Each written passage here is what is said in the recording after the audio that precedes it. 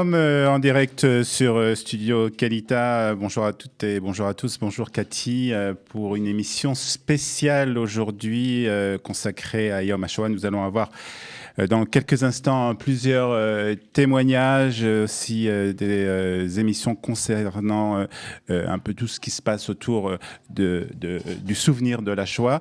Mais comme chaque matin, Cathy, nous commençons par l'actualité du corona.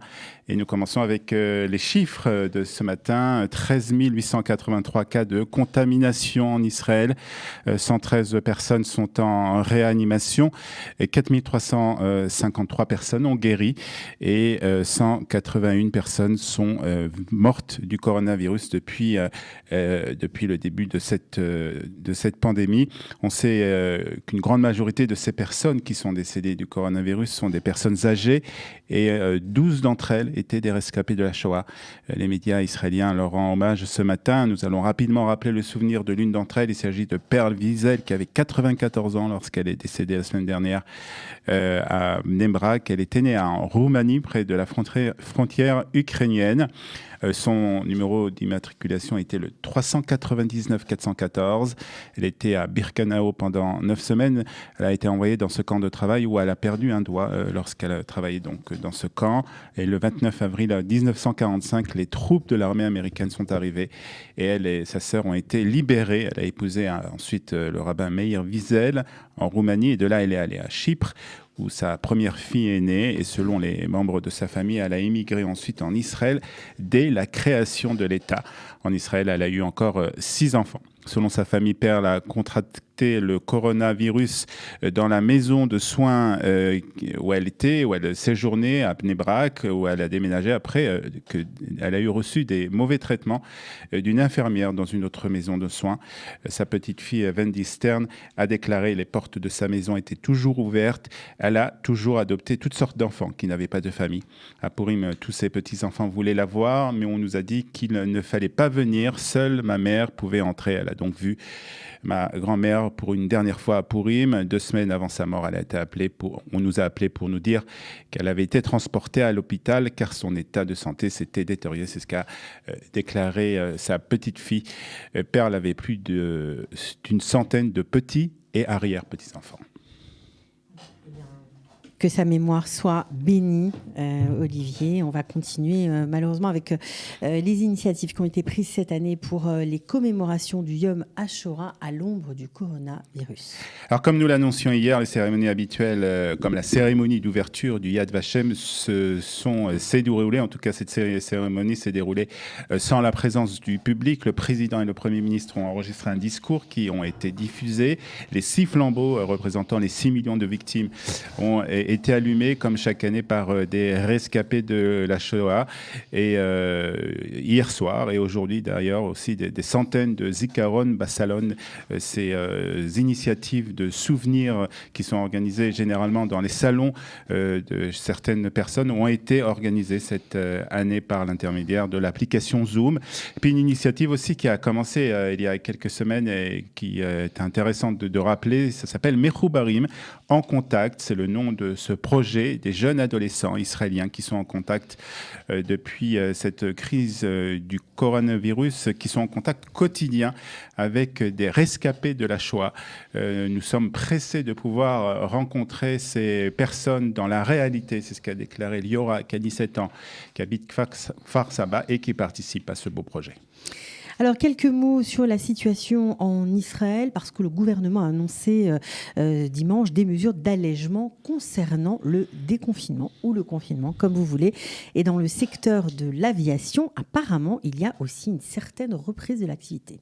En effet, les compagnies aériennes Air Canada et British Airways vont rouvrir leur liaison à destination d'Israël après plus d'un mois d'arrêt. Les vols Londres-Tel Aviv de British Airways reprendront à partir du vendredi 1er mai.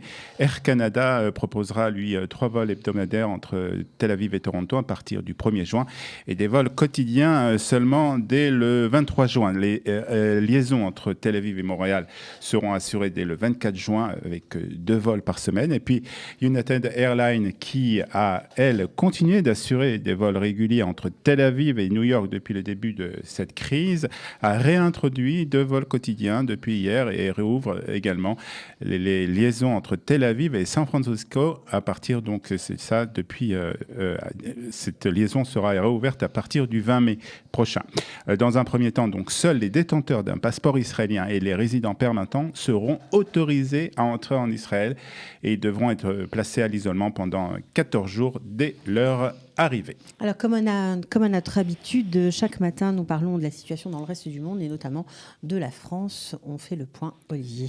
Enfin, en effet, avec la France qui a franchi hier le cap symbolique et douloureux, selon les termes du ministre français de la Santé, des 20 000 victimes. L'épidémie a fait au moins 20 265 morts en France depuis le début de cette crise. C'est ce qu'a annoncé le directeur du ministère de la Santé. 30 584 personnes ont dû être hospitalisées depuis le début de l'épidémie, soit 1465 nouvelles personnes ces dernières 24 heures.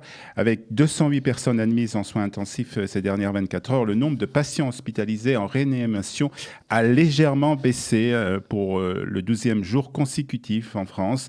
5 683 personnes y sont actuellement hospitalisées dans un état grave, soit 61 de moins que la veille. Baisse aussi en Italie du nombre de malades. Celui-ci a baissé pour la première fois en Italie, passant à 108 237, soit 20 de moins que la veille. Autre signe positif, le nombre de patients en soins intensifs, il est également en baisse et atteint son niveau le plus bas depuis un mois. Bilan tout de même toujours très important en Italie, puisqu'on compte 24 114 morts depuis le début de cette pandémie.